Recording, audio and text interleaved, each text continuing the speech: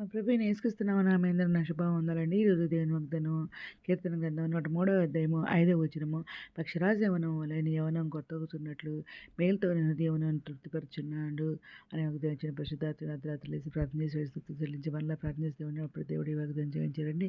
వెంటనే చూడండి ఇక్కడ అవునండి దినము మనం ఉదయకాల సాయంత్రకాల అర్ధరాత్రి లేసి ప్రార్థన చేస్తున్నాం, స్తుతియాగం చేస్తున్నాం, బైబిల్ ఎత్తి దేవుని కృపలను పూర్తిగా రాశానండి. ఇంకా మరి ఉపవాస ప్రార్థన కూడా చేస్తున్నాం కదండి.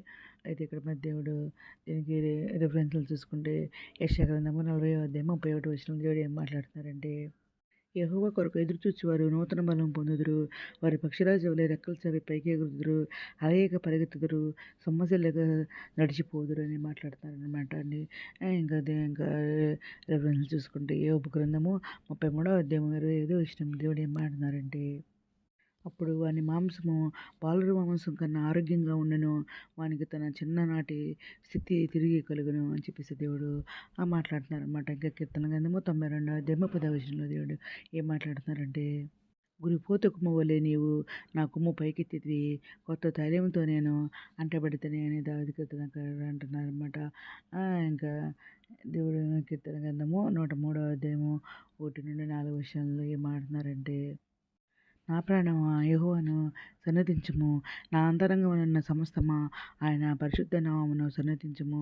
నా ప్రాణమా యెహోవాను సన్నతించుము, ఆయన చేసిన ఉపకారములలో దేని మరువకము. ఆయన నీ దోషములన్నిటిని క్షమించువాడు, నీ సంకటములన్నిటిని కుదుర్చువాడు, సమాధుల నుండి నీ ప్రాణమును విమోచించి ఉన్నాడు, కరుణాకటాక్షములను నీకు కిరీటంగా ఉంచుచున్నాడు అని దేవుడు మాట్లాడినారండి. ఎంత మంచి గొప్ప వాగ్దానం ఇచ్చిన దేవుడు.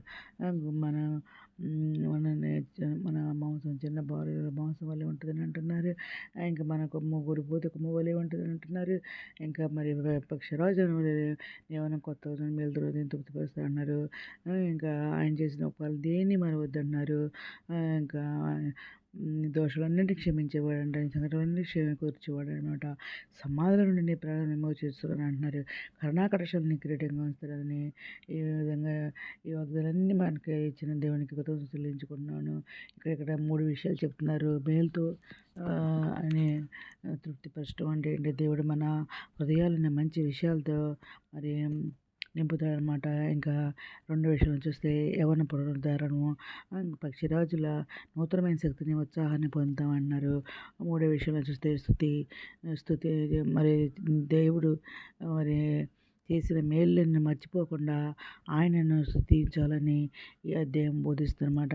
ఎల్లప్పుడు మనం ఆయన స్తుతిస్తే దేవుడు తప్పకుండా మన కార్యాలను నెరవేర్చుతాడు, మన అడిగిన ఇచ్చేతాడు అనమాట. ముందుగా మన పాపాలను ఆయన రక్తంలో కడుక్కోవాలి, అప్పుడు దేవుడిని స్తుతిస్తూ ఉండాలి. మనం ప్రతిరోజు కూడా మరొక ప్రార్థన చేయాలి.